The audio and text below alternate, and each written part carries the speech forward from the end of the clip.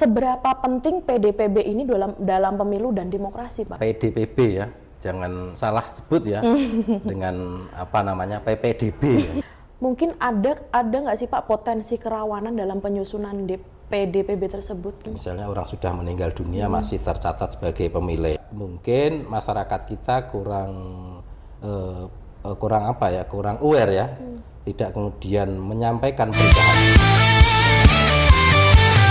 Ayo kita ikuti obrolan kali ini bersama-sama kami Inside Bawaslu Boyolali.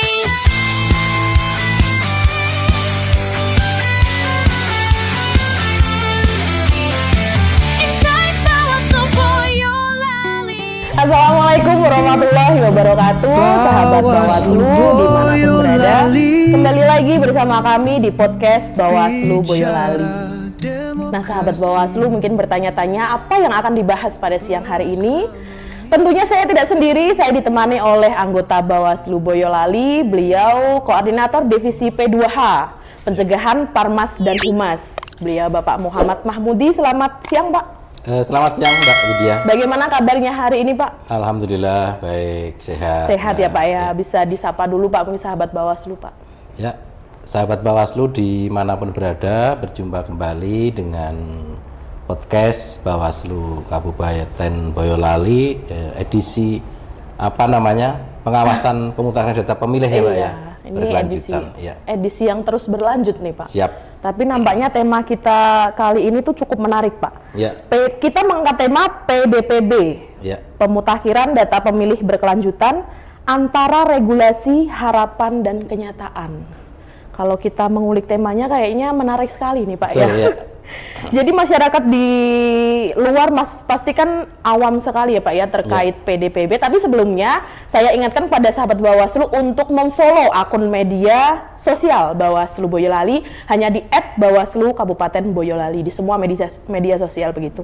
Nah, terkait PDPB Pak, mungkin masyarakat itu masih awam Pak terkait apa itu PDPB. Ya. Monggo bisa jenengan jelaskan begitu Ya, Pak. siap Mbak. Jadi PDPB ya. Jangan salah sebut ya dengan PPDB ya. Kita kan berbeda itu. Iya. Kalau PPDB itu kan penerimaan peserta didik didik baru. Tapi kalau PDPB itu adalah pemutakhiran data pemilih berkelanjutan, di mana PDPB itu adalah serangkaian kegiatan yang dilakukan oleh Komisi Pemilihan Umum, Mbak. Baik itu KPU Kabupaten, KPU Provinsi maupun KPU Pusat atau RI untuk memperbarui data pemilih secara terus-menerus di luar tahapan pemilu atau pemilihan. Jadi kita tahu bahwa tahapan pemilu maupun pemilihan tahun 2024 itu kan sudah berakhir, Mbak.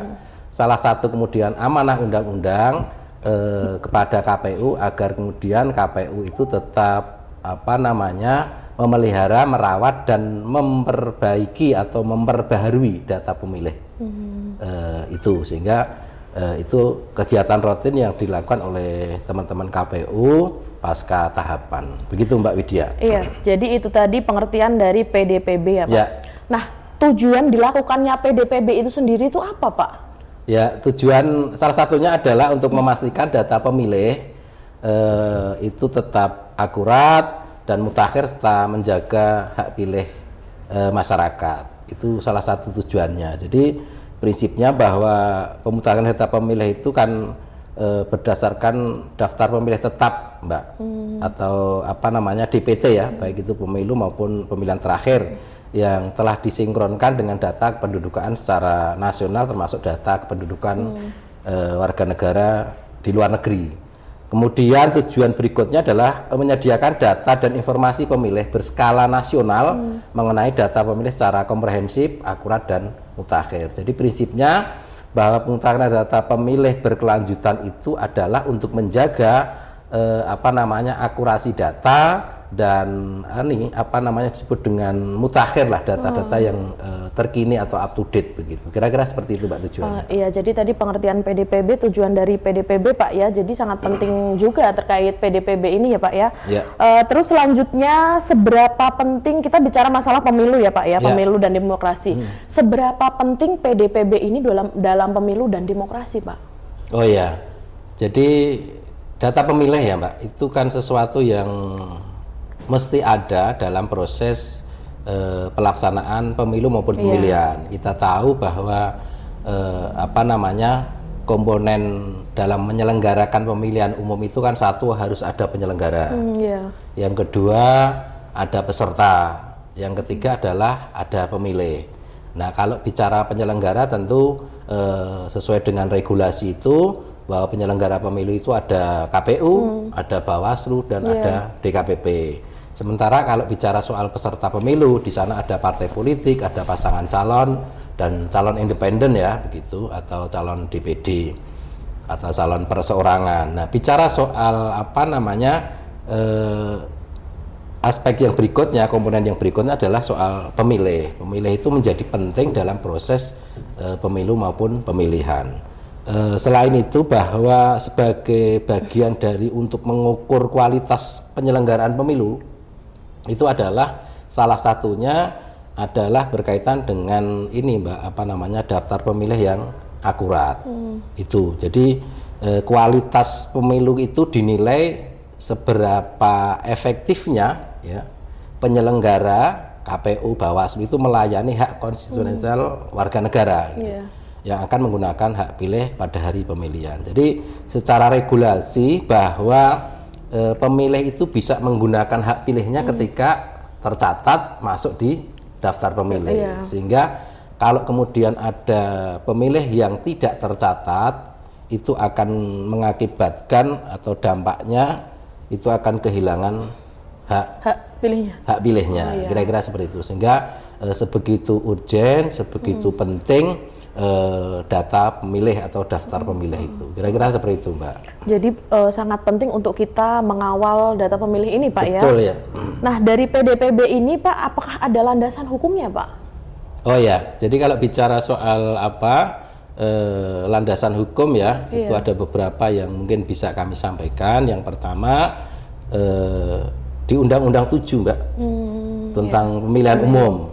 Itu jelas di sana di beberapa pasal itu menyebutkan soal kewajiban KPU, kewajiban Bawaslu begitu ya. Kalau bicara soal kewajiban Bawaslu soal pengawasan di Undang-Undang 7 itu tercantum di pasal 96 huruf D, kemudian di pasal 100 dan di pasal 104 huruf E ya di Undang-Undang 7. Kemudian kalau bicara turunan atau aturan turunannya begitu, setelah undang-undang itu ada namanya PKPU Mbak. PKPU nomor 1 tahun 2025 tentang pemutakhiran data pemilih berkelanjutan. Jadi PKPU ini sudah sangat detail begitu, siapa melakukan apa, kemudian bagaimana mekanisme pemutakhiran data pemilih itu sudah diatur di PKPU 1 tahun 2025 tentang pemutakhiran data pemilih. Selanjutnya berikut aturan yang kemudian ada di Bawaslu Mbak begitu.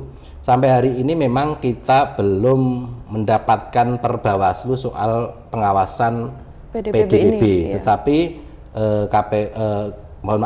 Bawaslu RI telah mengeluarkan SE nomor 29 tahun 2025 berkaitan dengan pengawasan pemutakhiran data pemilih berkelanjutan, dan di sana di SE 29 itu sudah cukup memberi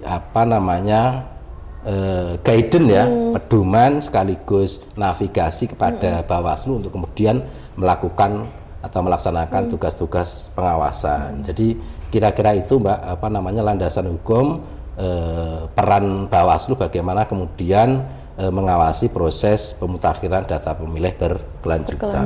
Ya. Nah, jadi seperti yang sampai jenengan jelaskan tadi ya, bahwa Bawaslu itu memiliki kewenangan dan tugas dalam Betul, ya. pengawasan PDPB ini. Ya. Nah, selanjutnya yang saya tanyakan, apa saja yang telah dilakukan Bawaslu Boyolali Pak ya, khususnya Ya. dalam pengawasan PDPB ini? Ya, tentu kita mengikuti SE 29 ya Mbak ya, berkaitan dengan pengawasan pemungutan data pemilih. Itu sudah banyak hal yang kita kerjakan, baik itu bersifat pencegahan, pengawasan yang sudah kita lakukan. Saya ambil contoh berkaitan dengan pencegahan Mbak, kita sudah mengirim imbauan kepada kawan-kawan KPU untuk kemudian melaksanakan pemungutan data pemilih berkelanjutan sesuai dengan peraturan yang berlaku, baik itu di undang-undang maupun di PKPU 1 tahun 2025.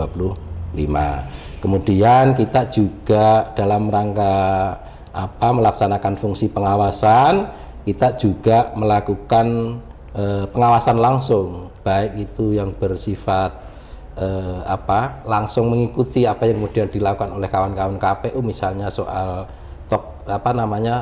coktas ya, pencocokan dan pencocokan terbatas, kita mengawasi secara langsung. Jadi beberapa hal yang sudah kita kerjakan, termasuk kita juga membuka apa yang disebut dengan posko aduan Mbak. Posko aduan masyarakat untuk kemudian melaporkan kalau kemudian terjadi sesuatu yang tidak sesuai dengan fakta di lapangan. Itu bisa kemudian masyarakat melakukan pelaporan ya kepada Bawaslu berkaitan dengan situasi yang di lapangan. Yang berikutnya melakukan tindak lanjut hasil pengawasan Mbak. Jadi hasil pengawasan kita itu bisa kemudian kita berikan saran perbaikan kepada KPU ya kan, bersifat berupa rekomendasi maupun kita publikasikan. Semisal kita melakukan uji petik, karena memang bagian yang disampaikan di dalam SE 29 itu Bawaslu harus melakukan uji petik terhadap PDPB itu. Itu Mbak beberapa hal yang sudah kita kerjakan. Iya, dari yang dikerjakan Bawaslu tadi kan ada beberapa hal yang mungkin imbauan terkait posko aduan dan selanjutnya tadi ya Pak ya, banyak sekali ya. Mungkin ada nggak sih Pak potensi kerawanan dalam penyusunan PDPB tersebut gitu? Oh ya, kalau bicara soal peta kerawanan tentu banyak ya Mbak ya. Jadi kerawanan yang mungkin harus kita waspadai dan ini menjadi concern kita bersama adalah soal data yang mestinya memenuhi syarat tetapi tidak memenuhi syarat, atau sebaliknya yang mestinya TMS tapi masih MS, misalnya orang sudah meninggal dunia masih tercatat sebagai pemilih. Tetapi setidaknya potensi kerawanan, karena kita juga dalam rangka melakukan pengawasan gitu, kita juga melakukan yang disebut dengan mitigasi kerawanan Mbak yang mungkin timbul pada saat pemutakhiran data pemilih berkelanjutan. Misalnya soal data tidak valid dan rumit. Jadi KPU ini kan dalam rangka melakukan pemutakhiran data pemilih itu kan sumber datanya dari mana-mana, ya kan? Satu dari daftar pemilih tetap pemilu maupun pemilihan terakhir. Yang kedua daftar penduduk, data penduduk yang dikeluarkan oleh Kemendagri ya, melalui Dukcapil dan seterusnya. Kemudian yang ketiga masukan instansi atau lembaga lain. Yang ketiga laporan masyarakat. Jadi beberapa data ini nampaknya juga rumit dan perlu dianalisis yang mendalam. Yang berikutnya potensi kerawanannya ini ada di keterlambatan pembaruan data dan kependudukan Mbak. Jadi kita tahu kadang Dukcapil itu terlambat mengeksekusi beberapa fakta ada di lapangan. Karena juga mungkin masyarakat kita kurang aware ya, tidak kemudian menyampaikan perubahan data, sehingga seringkali dinas kependudukan itu terlambat dalam melakukan pembaruan data kependudukan. Yang berikutnya kendala verifikasi data Mbak, itu juga menjadi kendala tersendiri dan ini menjadi rawan juga. Yang berikutnya kurangnya kesadaran masyarakat. Nampaknya ini menjadi perhatian kita semua soal kesadaran masyarakat ya untuk kemudian melapor perubahan data maupun hal-hal yang bersifat kependudukan ini nampak juga harus dilakukan edukasi kepada masyarakat. Berikutnya kerawanan yang mungkin timbul itu adalah data ganda, Mbak. Data ganda itu seringkali bisa jadi karena data ganda antar kecamatan, antar kabupaten, atau bahkan antar provinsi. Walaupun KPU sudah seringkali menyampaikan bahwa sudah memiliki sistem yang disebut dengan sistem sidaleh ya, yang itu memungkinkan tabrak data itu tidak bisa kemudian meminimalisir ya terjadinya kegandaan. Tapi pada faktanya bahwa data ganda itu masih kita dapatkan, Mbak, gitu. Jadi data itu kan bisa ganda karena nama, NIK, bisa alamat. Kalau ketiga-tiganya itu relatif lebih mudah, misalnya NIK-nya sama, kemudian namanya sama, alamatnya sama, itu lebih gampang dieksekusi. Tapi kalau kemudian hanya perbedaan atau kegandaannya, misalnya NIK-nya saja atau namanya saja, itu kan perlu verifikasi yang luar biasa. Berikutnya kurangnya koordinasi antar lembaga, Mbak. Dan ini menjadi catatan kita bersama, bagaimana kemudian setidaknya ada 3 lembaga, Mbak Widya, KPU, Bawaslu, dan dinas yang ngurusi soal kependudukan ini harus duduk bareng agar kemudian datanya itu tersinkronisasi dengan baik. Yang berikutnya pemilih meninggal dunia yang belum terdata, dan ini banyak sekali, Mbak. Banyak sekali kasusnya ya, Pak ya. Karena mungkin bisa jadi masyarakat kita tidak melaporkan. Di satu sisi dinas kependudukan itu untuk kemudian menghapus data penduduk ya kan yang meninggal dunia, itu harus kemudian didukung oleh data, termasuk harus kemudian menyampaikan akte kematian begitu, sehingga ini yang juga menjadi titik kerawanannya, termasuk data pemilih pemula yang belum terakomodir. Jadi pemilih pemula kita kan jumlah cukup besar dan pasti akan bergerak ya kan. Hari ini yang belum 17 tahun bisa jadi besok sudah 17 tahun dan seterusnya.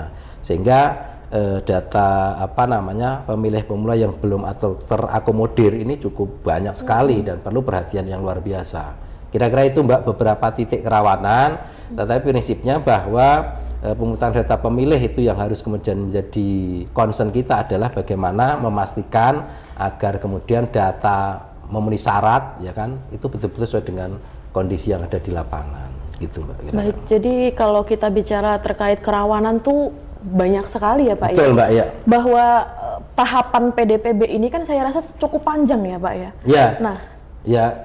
Tahapannya pasca tahapan sampai dengan nanti memulai tahapan. Cukup panjang begitu. Ya, katakan pemilu kita di 2029 sesuai dengan regulasi undang-undang itu 20 bulan sebelumnya. Artinya di tahun 2027, di pertengahan tahun 2027 baru kemudian ada tahapan pemilu kan. Artinya tahapan pasca pemilihan kepala daerah November kemarin sampai dengan tahun 2027 itu adalah masa di mana harus dilakukan namanya yang disebut dengan pemutahiran data pemilih berkelanjutan. Itu kan panjang sekali. Dan di PKPU 1 tahun 2025 itu bahwa memang KPU Kabupaten Kota itu harus melakukan pleno 3 bulan sekali, Mbak. Kalau di provinsi di pusat itu 6 bulan. Tapi kalau Kabupaten Kota harus melakukan pleno rekapitulasi itu per 3 bulan atau per triwulan. Dan kemarin sudah dilaksanakan triwulan yang kedua ya di bulan Juli, di awal Juli kemarin. Itu, Mbak. Jadi begitu panjang tahapan pemutakhiran ini ya, Pak ya. Jadi tadi kita bicara terkait kerawanan. Nah, dari Bawaslu Boyolali sendiri ini ada kendala nggak sih, Pak, dalam melakukan pengawasan PDPB? Oh ya, kalau kita mau jujur, sesungguhnya pengawasan kita berkaitan dengan pemutahiran data pemilih ini kendalanya luar biasa, Mbak. Saya sambil contoh saja soal data, ya kan. Jadi ketika pleno, Mbak, ketika pleno pemutakhiran data pemilih itu KPU hanya memberikan apa yang disebut dengan berita acara, dan itu hanya bersifat angka dan agregat. Artinya kita tidak mendapatkan by name, by address pemilih, sehingga itu yang menjadikan kesulitan kita tersendiri untuk kemudian mengawal, memastikan data pemilih kita itu betul-betul akurat karena keterbatasan data itu. Yang kedua soal sumber daya manusia, Mbak. Jadi ketika tidak ada tahapan, ya kan, artinya kita tidak memiliki badan ad hoc yang ada di tingkat kecamatan maupun di tingkat desa. Mau tidak mau harus kemudian kita mengcover seluruh kabupaten yang DPT kita itu di atas 800.000, Mbak, itu loh. Bayangkan itu di 22 kecamatan. Sehingga itu beberapa hal yang menjadi kendala kita, baik itu akses data kita yang terbatas, kemudian sumber daya manusia yang juga relatif tidak sebanding ya dengan tugas kita untuk kemudian ngawal daftar pemilih. Kira-kira itu, Mbak.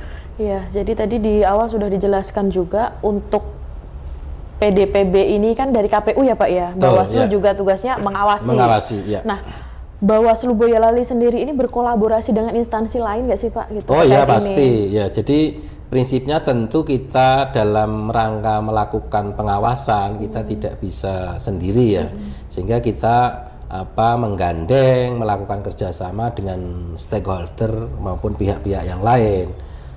Dalam hal ini tentu yang paling urgent adalah kerjasama dengan Dukcapil.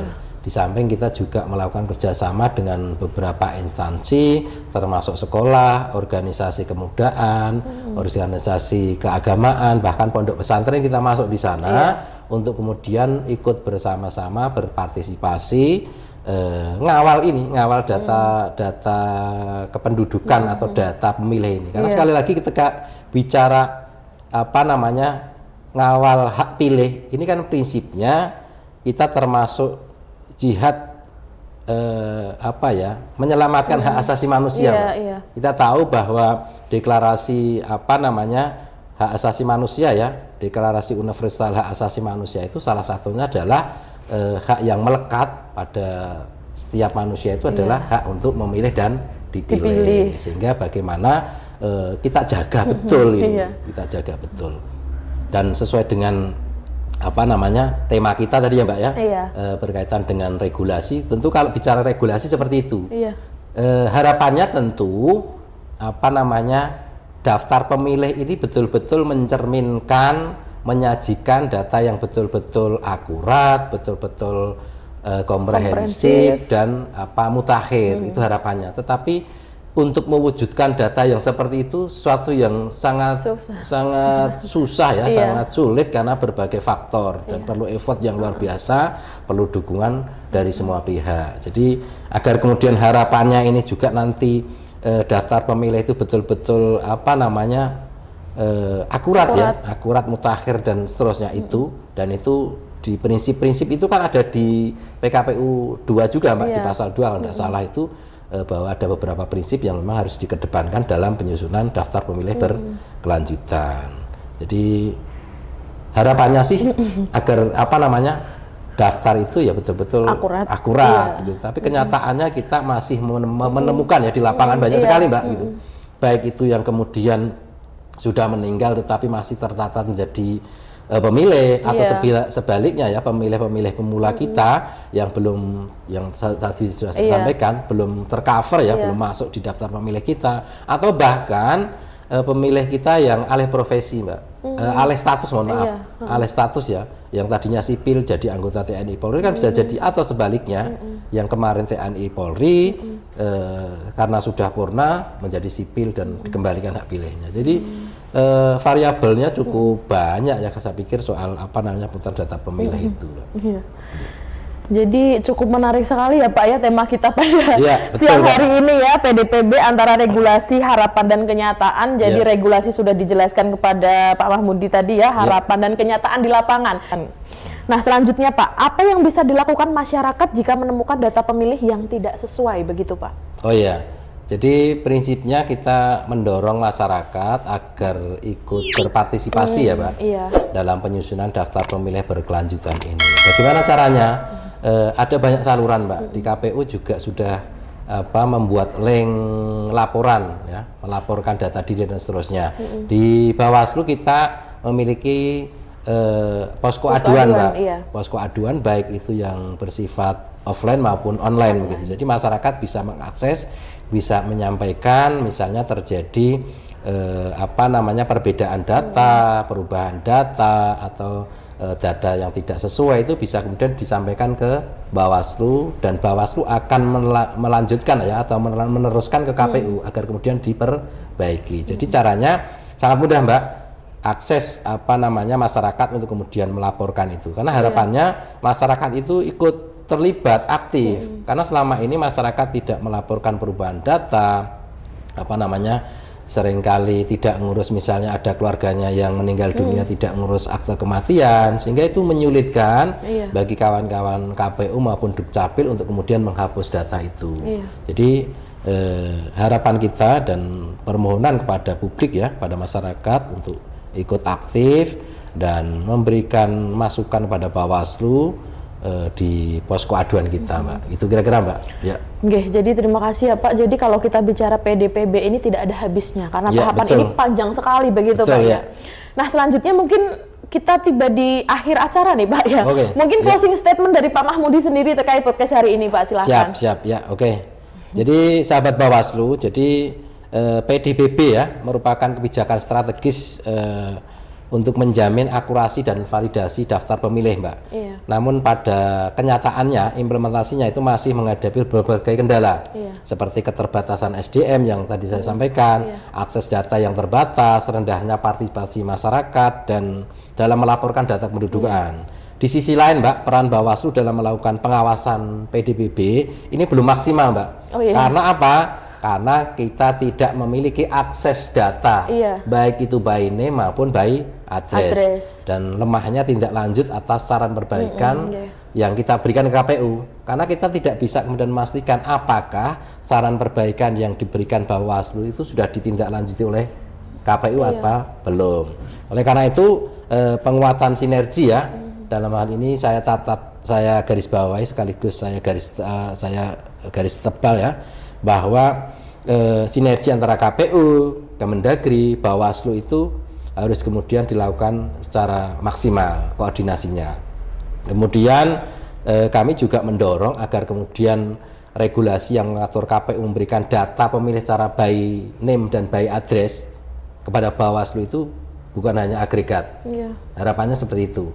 Sehingga diperlukan strategi melakukan komunikasi ya, khususnya kami minta Bawaslu RI dan KPU RI untuk bisa memberikan kesepakatan agar kemudian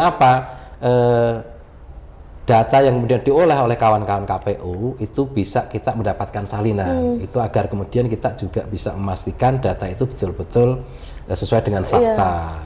Artinya kita bisa mendapatkan by name, by address. Mungkin kalau NIK-nya karena ini perlindungan data pribadi boleh jadi tidak berikan, tapi setidaknya kalau kita sudah mendapatkan nama, kemudian alamat, ini sudah agak membantu kita dalam melakukan pengawasan, Mbak. Dan yang terakhir tentu saya mendorong agar kemudian partisipasi masyarakat ya kan, dalam hal ini untuk melibatkan masyarakat dalam pelaporan perubahan status kependudukan, baik itu kematian, pindah domisili, pemilih baru, ini dilakukan oleh masyarakat ya secara aktif agar kemudian betul-betul daftar pemilih berkelanjutan yang disusun oleh KPU itu betul-betul mencerminkan data sesungguhnya yang ada di lapangan. Karena ini penting menjadi dasar agar data pemilih kita besok menjelang pemilihan umum ketika masuk tahapan pemutarleh ya Mbak, itu data kita sudah rapi gitu, sehingga tinggal pembenahan sedikit-sedikit. Kira-kira seperti itu Mbak, closing saja. Terima kasih sekali lagi Pak Mahmudi atas bincang-bincangnya kita pada siang hari ini. Semoga sehat selalu ya Pak.